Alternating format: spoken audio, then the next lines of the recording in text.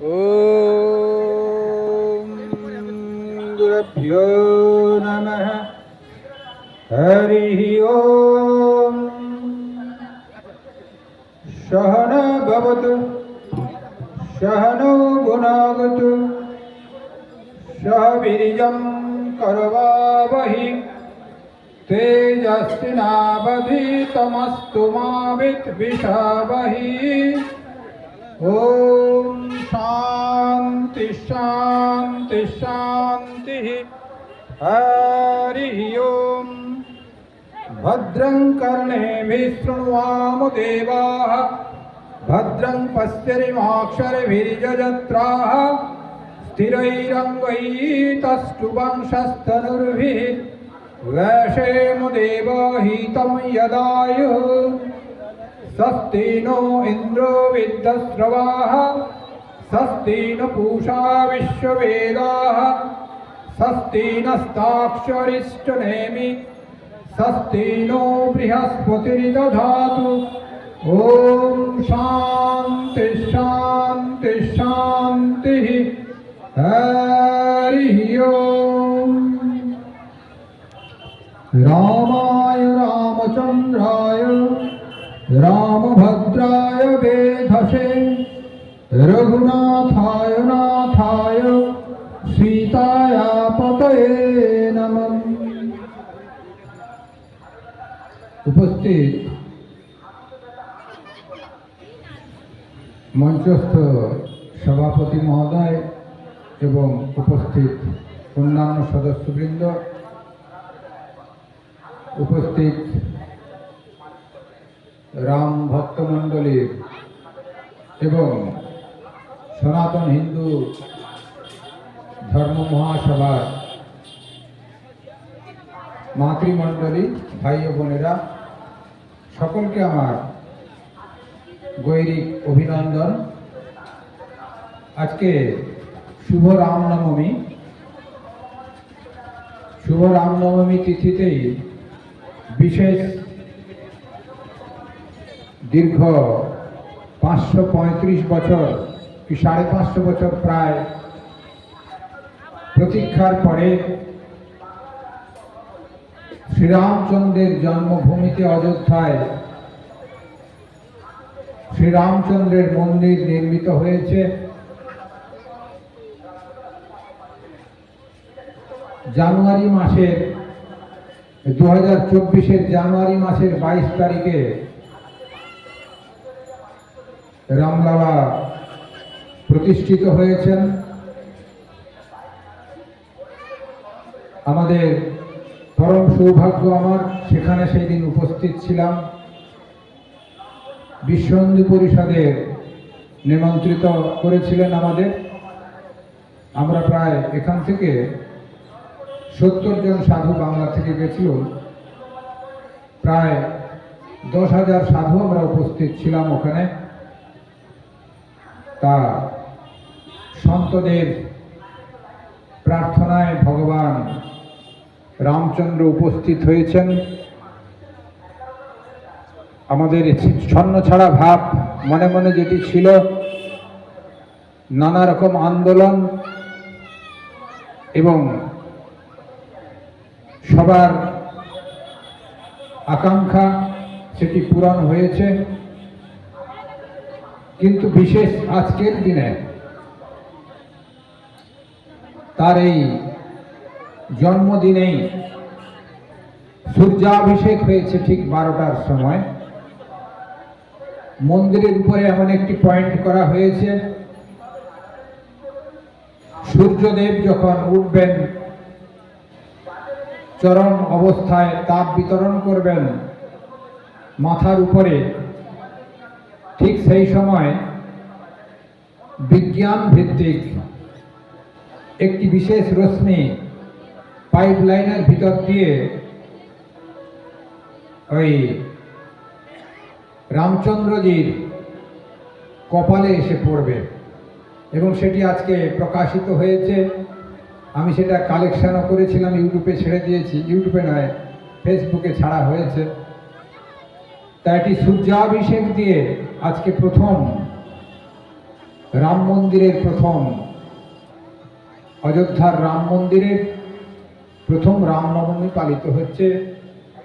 তার সঙ্গে সারা ভারতবর্ষে বিভিন্ন জায়গায়, এখানে যেমন আমরা সম্মিলিত হয়েছি, বিভিন্ন জায়গায় তা প্রসেশন, রামের ছবি, মহাবীরের ছবি নিয়ে একটু পরিক্রমা, ভক্তদের ঘরে ঘরে জাগিয়ে তোলা, সেটি হয়েছে।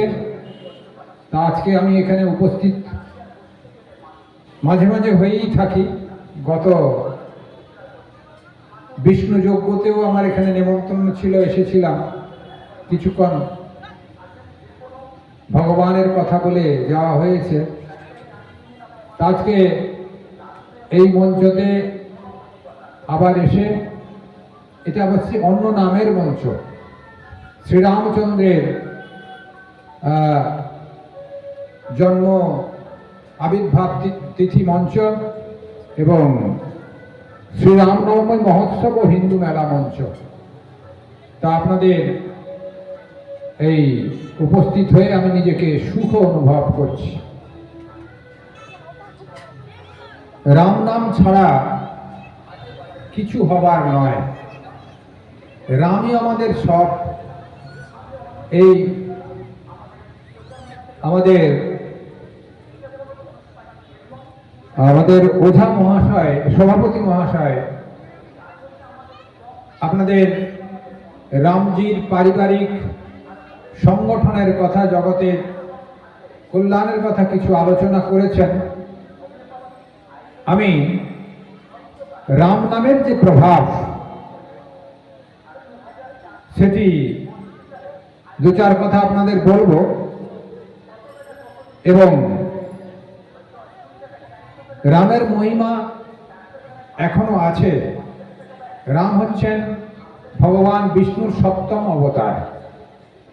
যুগে যুগে গীতামুখী ভগবান বলছেন, यदा यदा हि धर्मस्य ग्लानिर्भवति भारत अभ्युत्थानमधर्मस्य तदात्मानं सृजाम्यहम् परित्राणाय साधूनां विनाशाय च दुष्कृतं धर्म संस्थापनार्थाय সম্ভবামি যুগে যুগে।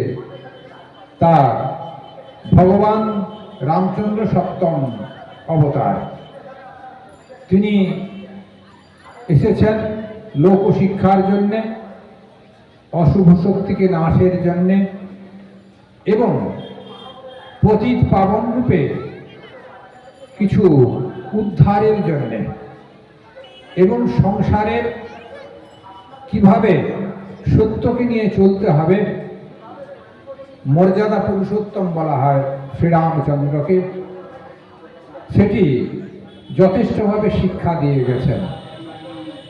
এবং এই রাম নামের মহিমা, রামের জন্মাবার আগেই সৃষ্টি হয়েছিল, যার মাধ্যম দিয়ে রামায়ণ রচনা হয়েছে, সেটি আমাদের নিশ্চিত জানা আছে। তা রামের জন্মাবার আগে রাবণের বা অসুরদের প্রভাব খুব পড়েছিল। ভগবান জন্মগ্রহণ করবেন তার অনেককাল আগেই ব্রহ্মা মনে করেছেন যে ভগবান বিষ্ণু তো অবতীর্ণ হবেন, কিন্তু সব থেকে পাপীকে উদ্ধার করতে হবে। তার মুখ থেকেই রামের জীবনী লেখা করাতে হবে। কি করে সম্ভব? নারদকে বলছেন, সব থেকে পাপী কে আছে খুঁজে বের করো। তখন তিনি পরামর্শ করে দেখলেন একজন জঙ্গলে আছেন, তিনি এত পরাক্রম, এত পাপী, তা তিনি একমাত্রই তাকে দিয়ে রাম নাম বলা করাতে হবে। তা তিনি এলেন ব্রহ্মা এসছেন পরীক্ষা করতে নারদকে সঙ্গে নিয়ে। তিনি নিত্য মানুষ খুন করেন আর সংসার নির্বাহ করেন। তিনি কিন্তু একজন ঋষিপুত্র ছিলেন, বাপের কথাও তিনি শোনেন না। তা নারদ উপস্থিত হয়েছেন, তার সঙ্গে ব্রহ্মা ব্রাহ্মণের বেশে। বলছে, কি তুমি এসব কি করছো? বলছে, আমি সংসার পরিচালনা করি, যেই রাস্তা দিয়ে যায় সব লুট করে নি আর মেরে ফেলে দিই। এতে তোমার কি লাভ হচ্ছে? তুমি এত পাপ যে কামাচ্ছ, কে নেবে? আমার তো কিছু পাপ নাই, আমি তো সংসার পালন করি, যা কিছু পাপ আমি করছি সংসারের সবাই নেবে। তা তুমি বেশি বুদ্ধিমান আমার থেকে, ব্রহ্মাকে বলছেন উনি। তুমি এইসব ছলনা করে আমার কাছ থেকে পালিয়ে যাবে। বলছে, না না, আমি পালাবো না, তুমি আমাকে গাছে বেঁধে রেখে দিয়ে যাও, দিয়ে তুমি মাকে, স্ত্রীকে, বাবাকে সবকে জিজ্ঞাসা করো তোমার পাপ কেউ নাই কিনা দেখো। তা তিনি রত্নাকর দস্যু নাম ওনার। তা যাই হোক, তিনি সেখানে বাবার কাছে গেলেন। বাবা বললেন, সে কি, তুমি ঋষিপুত্র, তুমি এত অন্যায় অত্যাচার করছো, আমার কাছে সব কমপ্লেন আসে, আমার কাছে নানা রকম সব বিড়ম্বনা করে, এসে বলে এটা কি তোমার ঠিক আছে? কার কান কেটে নিচ্ছ, কার হাত ভেঙে দিচ্ছ, ঋষিপুত্র হয়ে এত পাপ করছো, সে পাপের ভাগ আমি নিতে যাবো কারণ?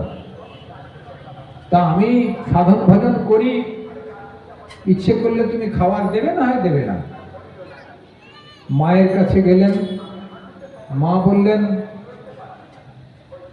আমার বয়স হয়েছে, ছেলের কর্তব্য, ছোটবেলায় ছেলেকে লালন পালন করা হয়, সৎ শিক্ষা দেওয়া হয়, তাকে ভরণ পোষণ করা হয় যতক্ষণ না পারে।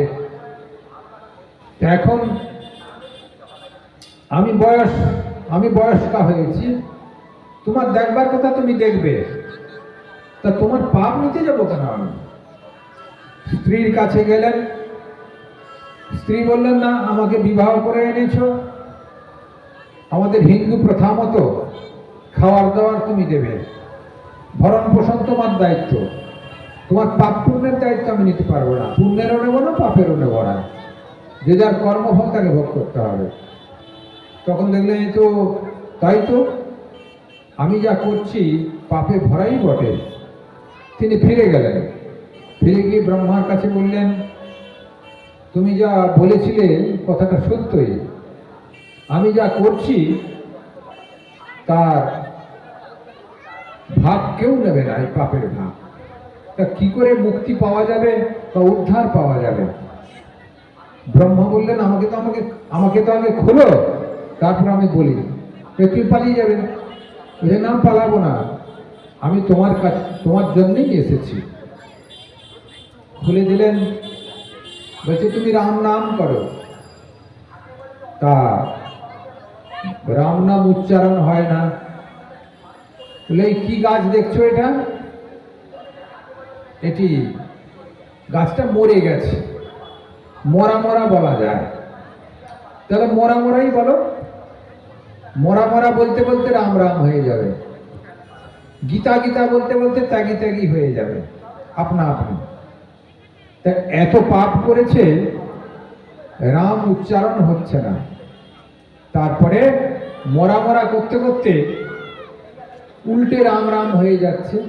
অজান্তেও কেউ শিবনাম, অজান্তেও কেউ রাম নাম, অজান্তেও কেউ ভগবানের নাম করলেও তার ফল হয়।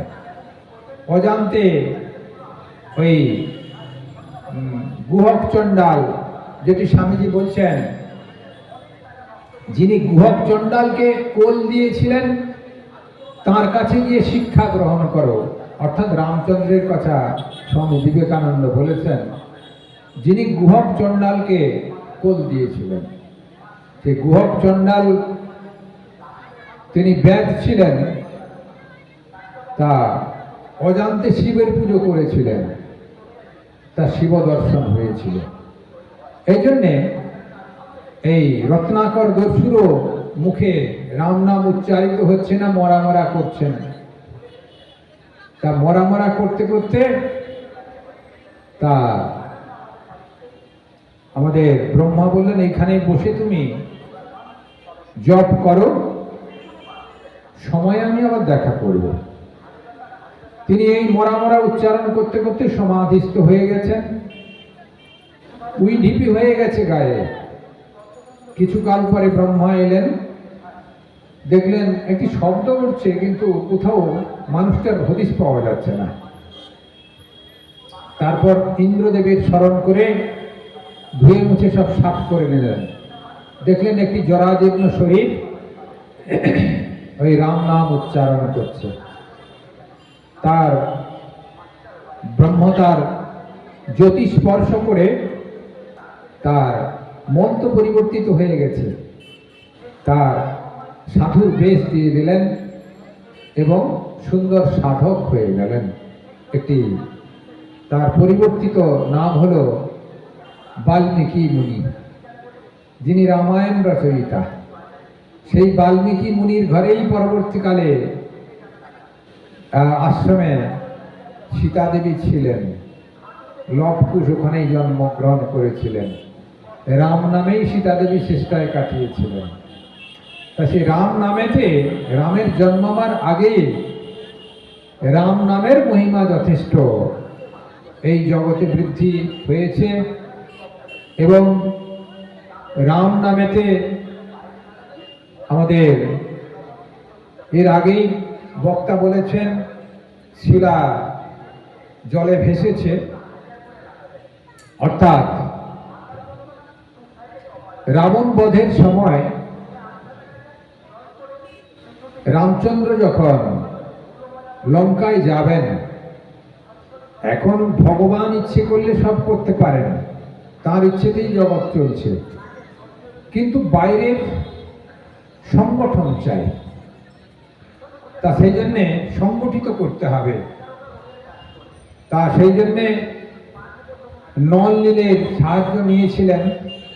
তৎসহ এই পাথরগুলোকে জলে ফেলা মাত্র ভেসে চলে যাচ্ছিল। তাতে রাম নাম লেখা হলো। তা রাম নাম লেখার পরে ভাসলো, কিন্তু জোড়া লাগছিল না। তখন রাম নাম, যিনি পাথর ফেলছেন তিনি রাম নাম উচ্চারণ করলেন, রাম রাম রাম। অর্থাৎ সেই রাম নামেতে পাথর যেরকম ভাসে, সেরকম পাথর জোড়াও লেগে যায়। রাম নামের মহিমা এমন, অর্থাৎ রাম জন্মাবার আগে রাম ছিলেন সূক্ষ্ম ভাবেতে, আবার রাম জন্মাবার পরে তিনি তার কার্য করতে শুরু করেছেন। গৌতম ঋষির পত্নী অহল্যা দেবী তখনকার দিনে, এখন বিশ্ব সুন্দরী রিসার্চ করে বিশ্ব সুন্দরী আবিষ্কার করা হয়। তখনকার দিনের অহল্যা ঋষি পত্নী ছিলেন শাস্ত্রমতেতে অতীব সুন্দরী, সুলক্ষণা এবং তপস্বিনী, জটাজাল বিস্তৃত তপস্বিনী। কিন্তু চন্দ্র দেবতা হলে কি হবে? কাম, ক্রোধ, লোভ এগুলো পরিহার করা খুব অধিক কঠোর তপস্বী ছাড়া সম্ভব নয়। দেবতারা সম্পূর্ণ পরিহার করতে এগুলো পারেনি। তা সেই জন্যে চন্দ্র এবং ইন্দ্র উপভোগ করলেও চন্দ্র তার বন্ধু হয়ে এসেছিলেন। তিনি ঋষির বেশ ধারণ করে এসে ওই অহল্যাবাঈর সঙ্গে অশুভ সম্পর্ক করেছেন। অপরদিকে ঋষি জানতে পেরে শিব স্বয়ং ঋষিকে বলছেন, তোমার ঘরে অঘটন ঘটতে চলেছে, তুমি এখানে স্নান করছো আর তপস্যা করছো, যাও ফিরে যাও। তিনি এসে দেখেন তিনি তপস্যায় ওখানেই জানতে পেরে গেছেন ইন্দ্র এবং চন্দ্র উপস্থিত হয়েছেন। তারপরে এসে অভিশাপ দিয়েছিলেন, চন্দ্রের গায়ে কলঙ্কযুক্ত হবে আর ইন্দ্র সহস্র যোনিতে পরিণত হবে। তা ইন্দ্র সহস্র যোনিতে পরিণত হয়েছিল। সহস্র চোখ বলা হয়, লোচন বলা হয় ইন্দ্রকে। তার সহস্র যোনিতে পরিণত হয়েছিল, চোখগুলো সব যোনি হয়ে গেছিল। পরবর্তীকালে তপস্যার ফলে, ব্রহ্মার নির্দেশে তপস্যার ফলে সেটি আবার মুক্ত হয়। আর অহল্যাবাঈকে তিনি অভিশাপ দিয়েছিলেন, তুমি পাষাণ হয়ে যাও। পাষাণ হয়ে যাও মানে পাথর হয়ে গেলেন, সেটি নাও হতে পারে, হয়তো লোকালয় থেকে তিনি অন্তর্মুখীন হয়ে গেলেন, বাইরে আর বেরুতেন না লজ্জায়। তারপর শ্রীরামচন্দ্রের জন্ম হল। শ্রীরামচন্দ্র বনবাসী হলেন। তিনি এই অহল্যার পাষাণ, অহল্যারূপী যে পাষাণ, গৌতম ঋষির পত্নী, তিনি পদস্পর্শে তার সমস্ত সাপ মোচন করলেন। অর্থাৎ শ্রীরামচন্দ্রের পদস্পর্শে অহল্যাবাঈ, আমাদের ঋষির পত্নী অহল্যার পাষাণ উদ্ধার হয়েছিল। এইরকম আমরা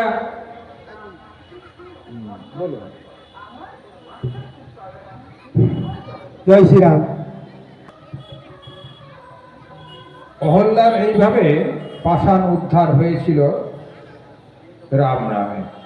ভগবান শ্রীকৃষ্ণ ত্রেতা যুগে জন্মগ্রহণ করেছিলেন, দ্বাপর যুগে জন্মগ্রহণ করেছিলেন, ত্রেতাতে রামচন্দ্র। তা ভগবান শ্রীকৃষ্ণ রামচন্দ্রকে অনুসরণ করেছিলেন, এটি আমরা হয়তো তেমন একটা প্রচার পাই না।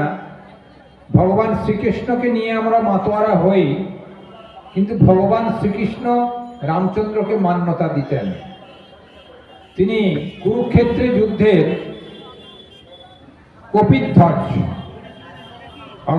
অর্থাৎ যে রথটি ব্যবহার করেছিলেন, সেই রথের ধ্বজ ছিল মহাবীরের, অর্থাৎ রামচন্দ্রের সেবক মহাবীরের মূর্তি খচিত। অর্থাৎ পবনপুত্র হনুমানের ওই ধ্বজ তিনি, নিশানা তিনি ব্যবহার করতেন জয়লাভের জন্য। অর্থাৎ ভগবান শ্রীকৃষ্ণ এবং রাম অভেদ। এইভাবে আমাদের জগতে অনেক কাজ তিনি করেছেন। রাবণ বধের জন্য মুখ্য উদ্দেশ্য ছিল রাবণ বধ থেকে যাওয়া। রাবণের কাছে সীতা যখন অপহৃত হয়েছিলেন, সীতা অন্বেষণের জন্য পথিমধ্যে তিনি আমাদের শবরীকে দর্শন দিয়েছিলেন। শবরী হচ্ছেন আমাদের এক ঋষি কন্যা, কঠোর তপস্বিনী ছিলেন। তিনি দীর্ঘ তপস্যার পর, মানুষ এঁঠো খেতে দেয় না, কিন্তু শবরী ফল যা যা পেতেন, যেটি ভালো হতো একটু চেখে চেখে রেখে দিতেন। তিনি কিন্তু ব্রাহ্মণ নয়, ক্ষত্রিয় নয়, বৈশ্য নয়, শবরী। অর্থাৎ রাম সবাইকে কোল দিয়েছিলেন, এটি আমি বলতে চাচ্ছি। সেই সবরই কন্যা গুরুদেব বললেন, তুমি এখানেই তপস্যা করো, রাম তোমাকে দর্শন দেবেন। তিনি বৃদ্ধা হয়ে গেছেন, যত ঋষিমুনি যায় সবাইকে জিজ্ঞাসা করেন রাম কবে আসবে, আর মুনি ঋষিরা তুমি রামের জন্য বসে থাকো, আমরা চললাম, এই বলে পালাতেন। কিন্তু তার বিশ্বাস সেখানে রাম আসবেন, অর্থাৎ তার কাছ থেকে ওই শ্রীলঙ্কা যাওয়ার পথ মার্গটা সেখান থেকেই তিনি পাবেন। অর্থাৎ রামায়ণ যে রচনা হয়েছে, রাম জন্মাবার আগে যা যা ঘটনা ঘটবে তা লিখিত হয়ে আছে। সেই সবরীও তার একটি দৃষ্টান্ত, সবরী কন্যা। তিনি দীর্ঘদিন থাকার পরে রাম এবং লক্ষ্মণ একদিন ওই পাশ দিয়ে যাচ্ছেন অন্বেষণে, সীতা অন্বেষণে। সবরীর সাক্ষাৎকার হলো এবং সবরী মুক্ত হয়ে গেলেন, এঁঠো ফল খাওয়ালেন। এঁঠো ফল এখানে আমরা দিই না ভগবানকে, কিন্তু তিনি কি করেছেন, টক ফল ভগবানকে তো দিতে নাই, তাই আমি চেখে চেখে রেখেছি মিষ্টি ফলগুলো। তা দেখুন কত ভক্তি মার্গের মেয়ে, টক ফল দিতে নাই বলে সব ফলই চেখেছেন, সব ফল চেখে চেখে মিষ্টি ফলগুলো রামচন্দ্রের জন্য রেখেছেন, ইষ্টদেবের জন্য। তারপর রামচন্দ্রের দর্শন হলো, তিনি মার্গ বলে দিলেন, তারপর তিনি শরীরও ত্যাগ করলেন। রামের হাতে তিনি ওই স্থূল শরীর রামচন্দ্র দাহ করলেন, অর্থাৎ সৎকার্য করালেন। তা রাম নামে, রামের কর্মক্ষমতায় সবই যেন একটি করে মহিমা লুকিয়ে আছে। তা রাবণবধ মূল উদ্দেশ্য হলে কি হবে, অন্যান্য কাজকর্ম অবতার পুরুষ যখন আসেন এক একটি কাজ করেন তা নয়, তিনি আগে থাকেন বিষ্ণু রূপে, আবার তিনি অবতার হয়ে যে নাম নিয়ে তিনি অবতীর্ণ হয়েছেন সেই রূপে কাজ করেন। তারপরেও তার মহিমা থেকে যায়। সেই মহিমা ভগবান শ্রীকৃষ্ণের সময়ে যেমন প্রকাশ পেয়েছে, আমি বর্তমান অবতার পুরুষ শ্রীরামকৃষ্ণের সঙ্গে যে মহিমার আলাপন এবং উপলব্ধি, সেটিও দু চার কথা আপনাদের বলবো, তাতে আপনাদের মনে হবে রাম এখনো আছেন। এখনো আছেন ঠিকই, অযোধ্যাতে শুধু রাম আছেন তা নয়, আমরা গেছিলাম ঠিকই যেন পুনঃ মহিমায় আবির্ভূত হয়েছেন, কিন্তু না, আমাদের এখানেও তিনি আছেন এই বিশ্বাস করতে হবে।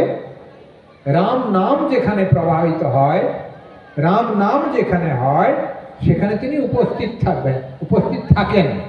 এই ঘটনাও আপনাদের একটি আমি বলবো। আচ্ছা, বলেই ফেলি। বেলুড় মঠের স্বামী ব্রহ্মানন্দ মহারাজ, তিনি রাম নাম পছন্দ করতেন। এখনো বেলুড় মঠে একাদশী তিথিতে রাম নাম হয়। বেনারসে একটি আশ্রমেতে মহারাজ বসে আছেন, রাম নাম হচ্ছে। মহারাজ সমাধিস্থ হয়ে গেছেন। মহারাজ সমাধিস্থ, তারপরে তিনি বলছেন, এরে মহাবীর এসেছিল, ওকে প্রসাদ দাও। মহাবীর এসেছিল, ওকে প্রসাদ দাও, ভাবের ঘরে বলে যাচ্ছেন। তারপর সমাধি ভঙ্গের পরে, আচ্ছা মহাবীরকে তোমরা প্রসাদ দিয়েছ? বলছে, কই, রাম নামের সময় একজন ব্রাহ্মণ এসে বসেছিল, আমরা দেখেছি। রাম নাম শেষ হওয়ার আগে তো চলে গেছেন, প্রসাদ তো নেননি। বলছে, দূর, তিনি মহাবীর ছিলেন। অর্থাৎ যেখানে রাম নাম হয় সেখানে মহাবীর উপস্থিত হন। আর মহাবীর হচ্ছেন সংকট মোচন।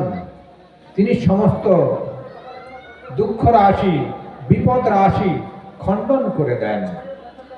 সেই জন্যে আমাদের সমস্ত বেলুড় মঠের ব্রাঞ্চে একাদশীর দিনে বিকেলবেলা কি সন্ধ্যাবেলায় রাম নাম হয়। তার বই আছে, 108 রাম নাম স্তব প্রণাম, ভারী সুন্দর হয়।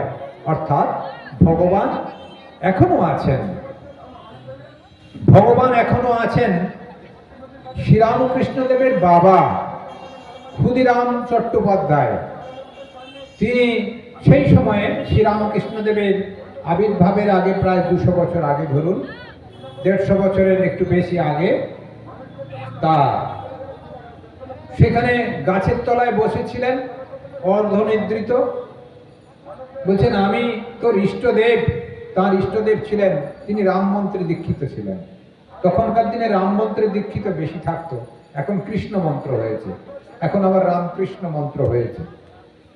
তা তিনি সেখানে বসে আছেন, বলছেন যে তুমি যার চিন্তা করো সেই গাছতলায় না খেতে পেরে অযত্নে পড়ে আছে, তুমি ওকে সংগ্রহ করে নিয়ে যাও, ঘরে পুজো করো, আমি সেখানে উপস্থিত থাকব। তারপর দেখলেন গাছতলায় একটি শিলা পড়েছিল, রঘুবীর শিলা। এখন সেই রঘুবীর শিলা কামারপুকুরে আছে, রঘুবীরের মন্দিরে, শ্রীরামকৃষ্ণদেবের বাবার সংগৃহীত শিলা। তা রাম রূপে তিনি শিলারূপেও বিদ্যমান আছেন, তা এখনো তিনি পুজো পাচ্ছেন কামারপুকুরে। তারপর শ্রীরামকৃষ্ণদেব রামের আরাধনা করেছেন। কিরকম? তিনি দক্ষিণেশ্বরে যখন ছিলেন, এক রামায়ণ সাধু জটাযুক্ত, তিনি একটি রাম মূর্তিকে সঙ্গে নিয়ে এসে দক্ষিণেশ্বরে অবস্থান করেছেন, শ্রীরামকৃষ্ণদেবকে রাম মন্ত্রে দীক্ষা দিয়েছেন। তারপর দেখলেন ওই রামলালার যে মূর্তিখানি চলন্ত হয়ে গেল। শ্রীরামকৃষ্ণদেবের সঙ্গে গঙ্গা বক্ষে সাঁতার কাটেন, খাওয়া দাওয়া করেন, এবং তার মারা যেমন ওই কৌশল্যা, কৈকেয়ী, সুমিত্রা, এরা যেমন রামকে স্নেহ ভরে খাওয়াতেন, শ্রীরামকৃষ্ণদেব ওইভাবে খাওয়াচ্ছেন, আবার বাল্যবৎ লীলা করছেন। অর্থাৎ ছোট্ট মূর্তিটি জীবন্ত হয়ে গেছিল। অর্থাৎ রাম তখনও জীবন্ত রূপে মূর্তির ভিতরে বিরাজ করেছেন। তা শ্রীরামকৃষ্ণদেবের গুরুমা ভৈরবী ব্রাহ্মণী, তাঁর ইষ্টদেব রামচন্দ্র। তা তিনি দক্ষিণেশ্বরে এসছেন, 64 তন্ত্রের সাধন করিয়েছেন শ্রীরামকৃষ্ণদেবকে। তারপর একদিন করলেন কি, তিনি প্রতিদিনই রান্না করে খেতেন, আর সদাব্রত দক্ষিণেশ্বর থেকে নিতেন, যা রান্না করতেন রামকে ভোগ লাগাতেন। রামশিলা ছিল ওনার কাছে, তিনি প্রসাদ গ্রহণ করতেন। একদিন এইভাবে রান্না করে ভোগ লাগিয়েছেন। ভোগ লাগিয়ে দেখেন তিনি ধ্যান করছেন, আর শ্রীরামকৃষ্ণদেব অত বড় একটি মানুষ, টলতে টলতে টলতে টলতে গিয়ে সমস্ত ভক্ষণ করে নিয়েছেন। খানিকক্ষণ পরে হুঁশ হলো, আমি তো ভুল করেছি। তিনি ভৈরবী ব্রাহ্মণীর কাছে ক্ষমা প্রার্থনা করলেন, এটি আমার ভুল হয়েছে, আমি কিন্তু হুঁশ করতে পারি নাই। তুমি যখন ধ্যান করো, আমাকে কে বলে তোমাকে ডাকছে, তুমি যাও খেয়ে আসো গা। তা আমি তাই করেছি, আমার অন্যায় হয়েছে, এখন বুঝতে পারছি। বলছে না, তুমি কোনো অন্যায় করনি, এরকম একবার নয়, বারবার, তিনবার রান্না করেছেন, তিনবার তিনি খেয়ে এসছেন। তা বললেন, দেখো, রঘুবীর স্বয়ং জন্ম নিয়েছে, সেটি আমি নিজেই জানিনি। তাই এই রঘুবীর শিলাকে আজ থেকে গঙ্গায় বিসর্জন দিলাম। জীবন্ত রঘুবীর তুমি। তিনি ঠাকুরকে সাষ্টাঙ্গে প্রণাম করলেন। আরেকটি ঘটনা বলি, দিয়ে আমি শেষ করে দেব। পাশে এসে গেছেন আমাকে সরিয়ে নেওয়ার জন্য। তা একটি ঘটনা বলেই আমি শেষ করে দেব, রামেরই ঘটনা। বর্তমান যুগে তিনি আছেন, তিনি থাকবেন। দক্ষিণেশ্বরেরই ঘটনা। শ্রীরামকৃষ্ণদেবের শরীর চলে গেছে। এক অযোধ্যা থেকে রামায়ত সাধু, সাদা পোশাকের, তিনি এসেছেন দক্ষিণেশ্বরে। এসে খোঁজ নিলেন, শ্রীরামকৃষ্ণদেবের শরীর ছেড়ে চলে গেছেন। বলছে, সে কি? আমাকে তিনি অযোধ্যাতে দর্শন দিয়েছেন, তিনি দক্ষিণেশ্বরে লীলা করতে এসেছেন, আমি এলাম আর তিনি শরীর ছেড়ে দিলেন। আমিও এই শরীর রাখবো না, উনি যদি দর্শন না দেন। তিনি পঞ্চবটিতে 3 দিন না খেয়ে দিয়ে থাকলেন।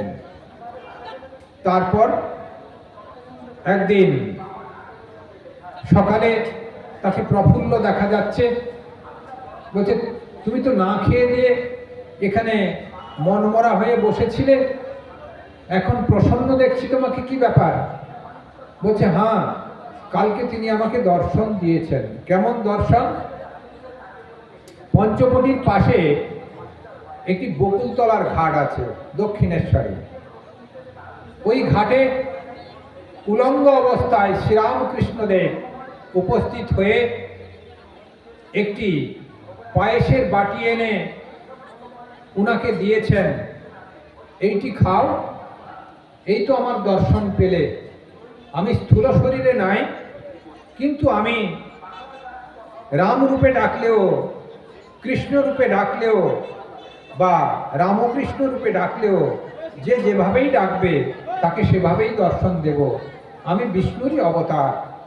দিয়ে তারপরের দিন তিনি বললেন যে, এই যে দেখো, এই বাটিটি, মাটির সরাটি, এই সরাটি কালকে আমাকে দিয়ে গেছিলেন। আমি খুব খুশি, আমি প্রফুল্ল হয়ে গেছি, আনন্দে আত্মহারা হয়ে গেছি। অর্থাৎ শ্রীরামচন্দ্র তিনি অবতার পুরুষ হিসাবে যুগে যুগে আসেন। বর্তমান যুগে শ্রীরাম ও কৃষ্ণ রূপে রাম এসেছেন। আপনি রাম নামে, রামের পূজনে এবং রামের ধ্যানে, রামের গানে, রামের চিন্তনে আমরা যদি কাটাতে পারি, বা অবতার পুরুষদের স্মরণে, বা আচার্যদের স্মরণে, সাধু সঙ্গের বলে, বা সাধুদের স্মরণ মনন করে আমরা আশু বিপদ কাটিয়ে ফেলব। আমাদের উপলব্ধির দ্বার উন্মুক্ত হবে, আমরা স্বরূপকে প্রাপ্ত হব, এটা নিশ্চিত। সর্বে ভবন্তু সুখিনঃ, সর্বে সন্তু নিরাময়া, সর্বে ভদ্রাণি পশ্যন্তু, মা কশ্চিৎ দুঃখমাং ভবেৎ। আপনারা সকলে ভালো থাকুন, সকলের মঙ্গল হোক। সকলকে রামের কাছে প্রার্থনা করি, রাম যেন আপনাদের সকলের ভিতরে প্রবেশ করে। আমি এখানেই শেষ করছি। আজকে এই ক্ষুদ্র বক্তব্য আমি এখানে শেষ করছি। আপনারা ভালো থাকুন। কল্যাণমস্তু, কল্যাণমস্তু, কল্যাণমস্তু।